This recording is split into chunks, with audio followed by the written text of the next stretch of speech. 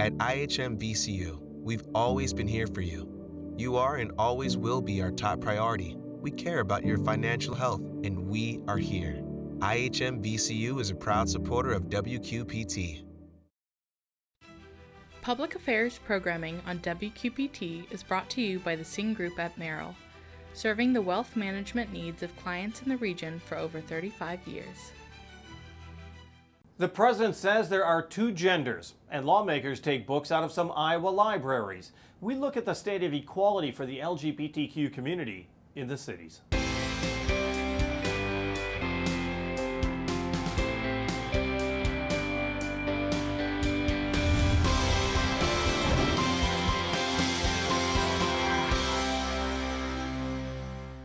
Since Donald Trump reclaimed the presidency, he has put into effect several executive orders he promised his supporters on the campaign trail. He's focused some of his first days in office turning back diversity, equity, and inclusion programs known as DEI.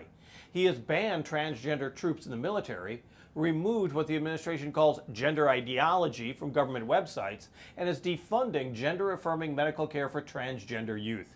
We're joined by the Reverend Rich Hendricks, pastor with Metropolitan Community Church, and Tyler Mitchell with the Project of the Quad Cities, which counsels LGBTQ youth, adults, and families. What have you been hearing? Let's start with you, Reverend Hendricks. What have you been hearing in the community in regards to the executive orders or even the inaugural address where he says there's two genders? When you heard that, what did that do for you? Well, first of all, it's a myth that there are two genders. Gender is a wonderful spectrum, just like the rest of the world. The world is not black and white, and the world is not male nor female. There is a wonderful spectrum, and so I want to make sure and get that in there. But as far as, hearing the craziness that's going on, I feel like we have a person who has seized power from the federal government and is acting as a bully and a dictator, and I think he needs to be called out for it. Is there a certain level of fear that you've heard? And out of curiosity, do you hear a different message from young people as opposed to older people in the LGBT community? I mean, are the young people angry? Because they were so used to seeing their rights improve over the years. I just wonder if there's a difference that you're noticing as far as generations.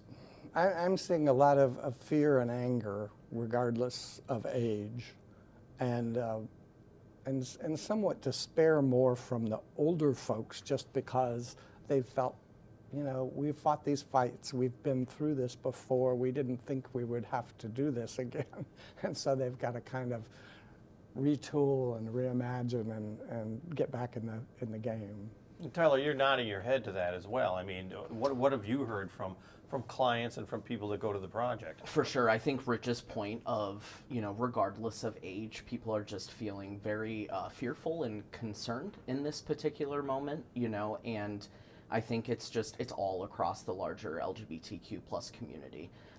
This feels unprecedented in so many different ways, and so I think, again, we're still trying to get our bearings so that we can kind of appropriately respond and, focus internally, I think, on supporting each other as a community, which is so important right now. And tell me how you got to pivot right now. Sure. I mean, everyone is pivoting right now. Yeah. So how are you pivoting right now, I guess? Yeah, I think, information is so important right now, right? Trying to stay updated on what's going on. Sometimes it's a precarious balance, of course, between sometimes your mental health, right, and being informed. But for me, for example, I feel the need to be informed right now so that I can go to work each day and help my organization best respond to different changes in public policy and, frankly, the information that we have in the moment. It's the best that we can do. Well, right now, I mean, the two areas that are really being focused on is DEI, the diversity, equity, and inclusion programs. And the second is transgendering, particularly transgender youth. And Reverend, I mean, Iowa has already done regulations in regards to transgender. Are there that many transgender people in the Quad Cities? And I mean, is this a major issue? It is not it's never been an issue or a problem. And the number of transgender persons is quite small, which makes them a relatively easy target. And I wanted to say something about the DEI.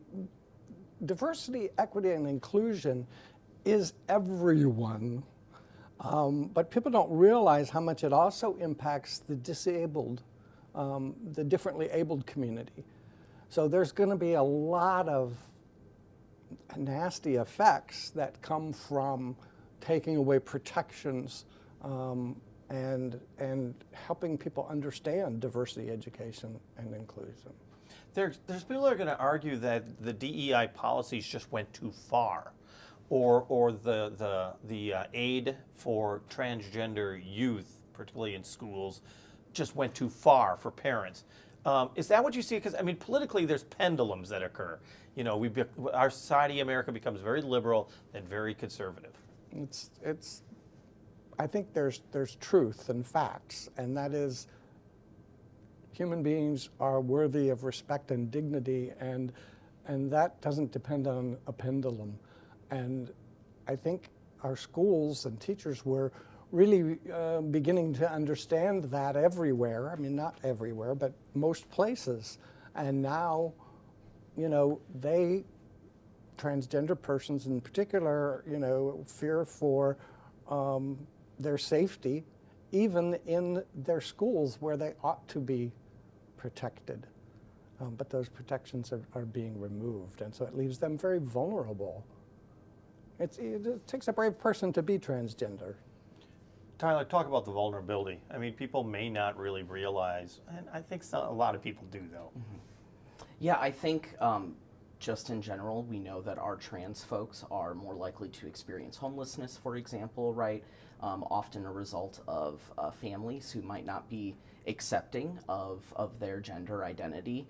And just think about that. When one is removed from their home, all sorts of other things suddenly become irrelevant, right? Whether it's taking one's medications or eating a healthy meal, right? There are so many things that suddenly become different priorities of just surviving that it's very difficult to maintain your mental health in those circumstances. And so that's why we're so focused, at least at the project, right, on through our behavioral health services or through our support groups in helping folks understand what, you know, gender identity is and how family members can have conversations with one another to be supportive. Again, I think now more than ever, we talk about community supporting one another. You know, in family situations in which it's safe, we need that familial support as well. Tell me about that counseling that is offered. I mean, for sure, because you're not only dealing with the person who is going through a persecution or discrimination, you've also got the family that has to better understand the person. Yeah, and you know, specifically with the types of services that we provide and with families, most often when someone is in the family that's LGBTQ, right, the first step is just a willingness to be able to show up and kind of sit in the space and listen, right? It seems pretty fundamental that the ability to listen to one another, you know, is so important, but it truly is, right? And so we have very intentional conversations with our clients around how, you know, they can reduce their own anxiety, whether that's through mindfulness or harm reduction, right? We want folks to be able to feel and live as their best selves, and I think that increases our ability to connect with each other too. That sounds good. Yeah. But sounds so difficult to do. Yeah, of course. I mean, you know, behavioral health work or mental health work, improving oneself is typically not easy work, right? It requires you to be vulnerable and to be willing to discuss things that you might be uncomfortable with. But we also see, right, particularly in conversations around LGBTQ topics and even more so around folks who are transgender, there's so much misconception and misunderstanding amongst folks. And if we were better about having conversations and maybe also taking a moment to do just a bit of our own research, I think we could be much more kind and intentional on how we're communicating with each other. And that's what where the church comes in as well. I mean, that's the resource that you try to provide. Some people have left the church. Some people feel that the church has left them. That's really your role as well, is it not? Correct. Helping people to understand the world from the perspective of love, because that's what's key. You know, I often tell people, you know, from my perspective, it's love God. You know, however you conceive your God to be, love God, love one another, and everything else is window dressing. We are, with One Human Family, organizing peaceful, nonviolent resistance and civil disobedience training. And I think that's going to be very important because I think we're called upon to not cooperate with evil. And what we have in power right now is an evil system that seeks to target the most vulnerable persons in our society. And our love, my faith calls me to reach out and try to help and protect those who are on the margins. And we can do that individually and personally through wonderful organizations like the Project, but we can also do that by resisting oppressive regimes like the one that we're currently under. You use strong language like evil and regime. Absolutely. But these are people that got a mandate of votes. They got the majority votes in America, or as far as Iowa is concerned, it's a very Republican, where it was usually, if we're doing the colors, it's now more of a red state than it was a purple state. Don't you think that people have spoken though? No. We did not vote in a person to take over the federal government and reimagine the Constitution. This is a dictator who has openly and willingly put forth anti-constitutional, I mean blatantly unconstitutional efforts. You know, his attempt to silence free speech and free thought amongst federal employees is very scary in the ways that non-elected people like Elon Musk have seized control of the government.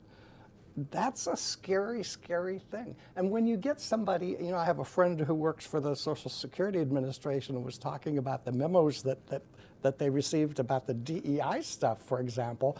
You know, part of that memo says, and you are required to report your coworkers if you suspect that they have DEI material displayed. Wow. This is the United States of America. That's not what we voted for. And it's dangerous. Well, let's talk a little bit more about the project. Mm-hmm. And I mean, you get federal money, so you got to be very careful what you say, and I understand that. Sure.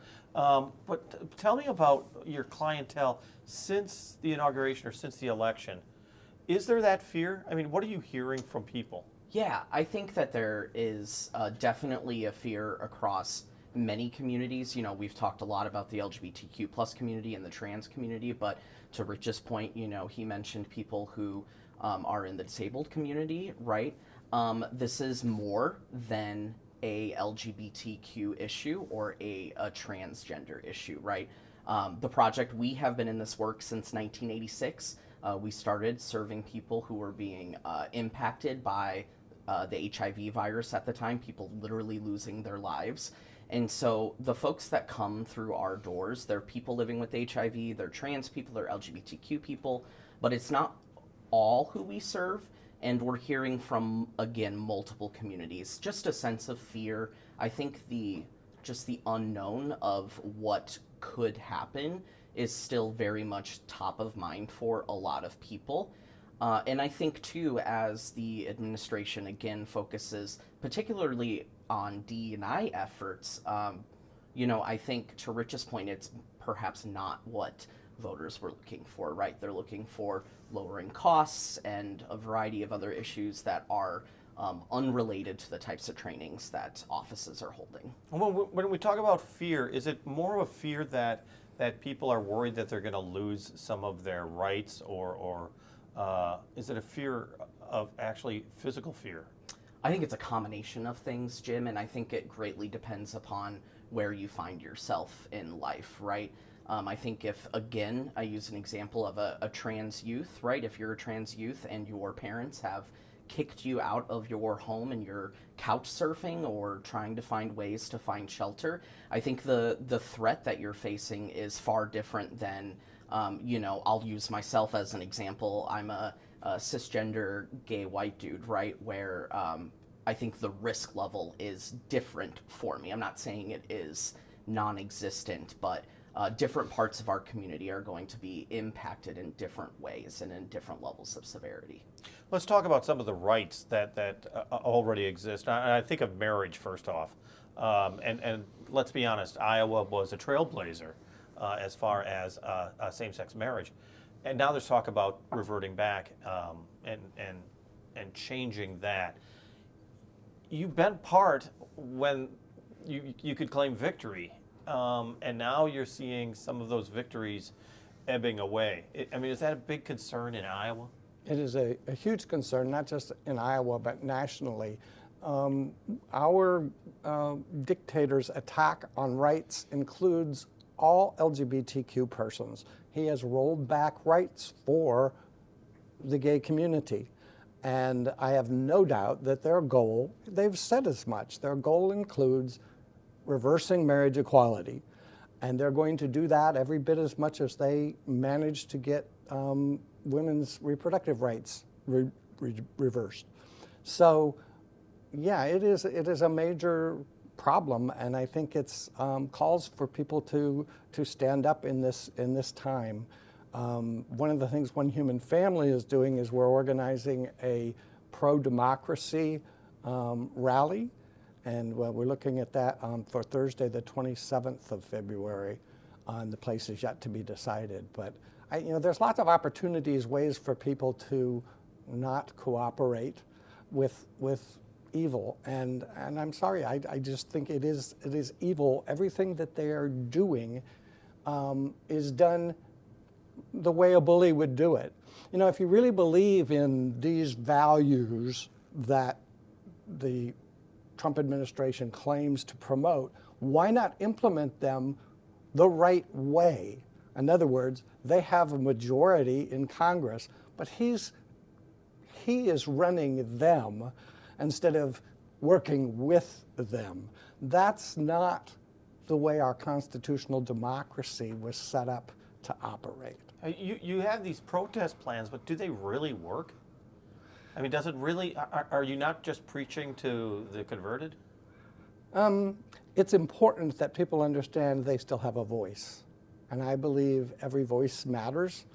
The same type of questions were put to Dr. Martin Luther King back in the 60s when it looked hopeless for them to do such things as sit-ins or protest rallies. So, yeah, I think there's a lot of sentiment out there where people are looking for an outlet to help express their frustration and rage. And it's only going to get worse because with the tariffs, people are no longer going to be able to afford some of the basics. So I hope that the tide will turn because of the overreach of this administration. I really want to make sure that I touch also upon LGBTQ health. For sure. And AIDS and the HIV epidemic. You and I lived through that period of time. We know how devastating it was. And we also know that there's a whole new generation that doesn't necessarily remember those days. Explain to me right now the fight against HIV, making sure your health is good, and just not looking the other way. Of course, yeah. We have made astounding progress in our fight against the HIV virus. There was a time, in fact, that in this country, HIV was the #1 cause of death for young Americans. And to your point, Jim, there are a lot of people who are around today and participating in our society that weren't around in those days. And so it is a reminder of the amazing progress that a community can make when it comes together to organize and fight against systems that are holding it back, right?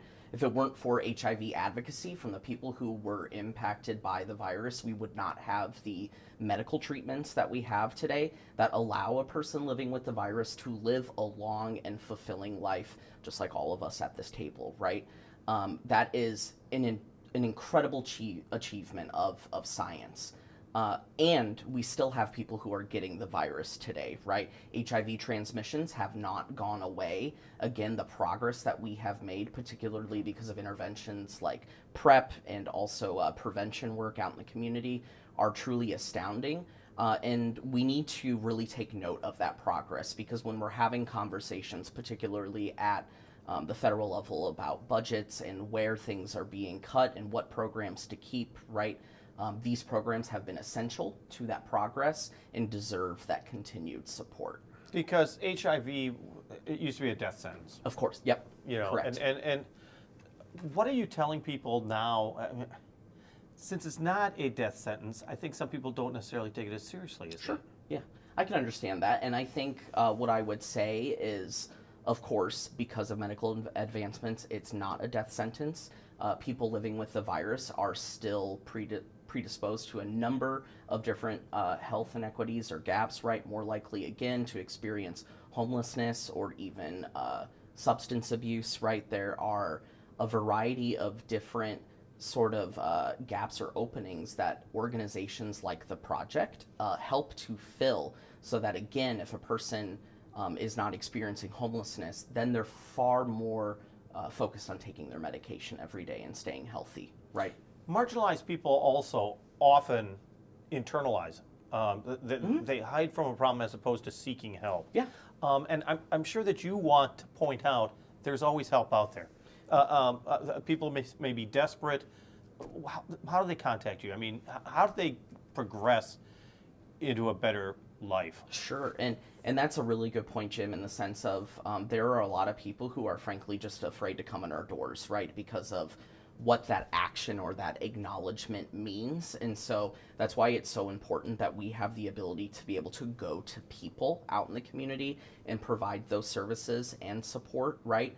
But we want folks who might be impacted by HIV, LGBTQ people, folks across our community who need access to sexual health services, behavioral health, and support to know that our doors are still open. We've been here since 1986, and we have no intention of going anywhere. Counseling's so important, reaching out is so important, you're not alone. It is, exactly. And we hope that those services will continue to be funded, because that's the issue right now, is they're stopping funding for all of the things that are so important that Tyler mentioned. And counseling and one-on-one and talking out and reaching out and knowing that you're not alone is so crucial. I mean, you've lived a good long life like I have. You have seen so many different waves of the way people react. What's your optimism right now? I guess my optimism is human beings are incredibly adaptive, and so I encourage people to adapt, to continue to change and grow and seek community, because that's where we find home, is in communities, in connecting.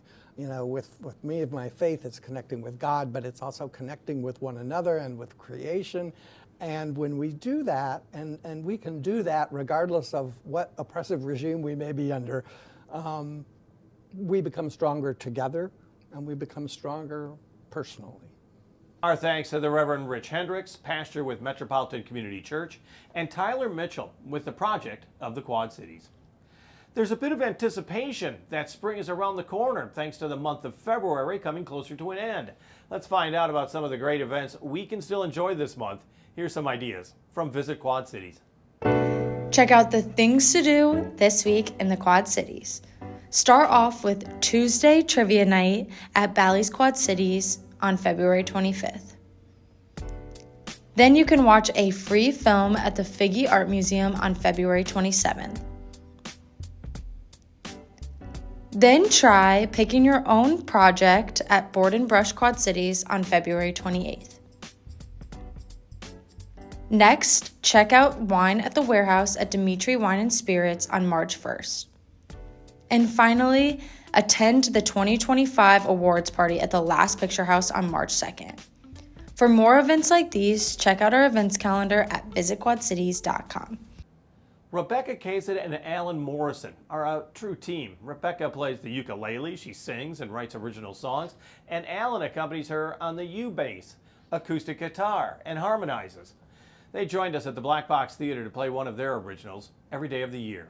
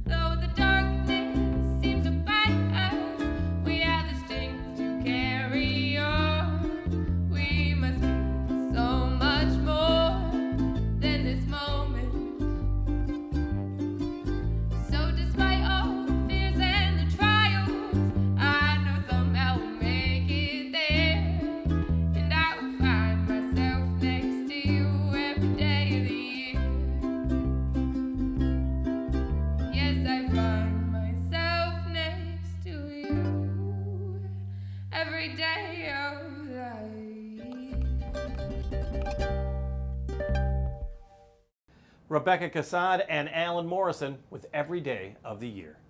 On the air, on the radio, on the web, on your mobile device, and streaming on your computer. Thanks for taking some time to join us as we talk about the issues on the cities.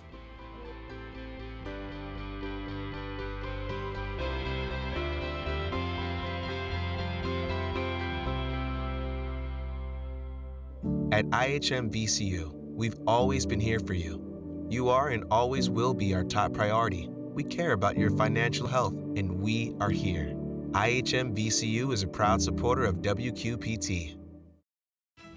Public Affairs programming on WQPT is brought to you by the Sing Group at Merrill, serving the wealth management needs of clients in the region for over 35 years.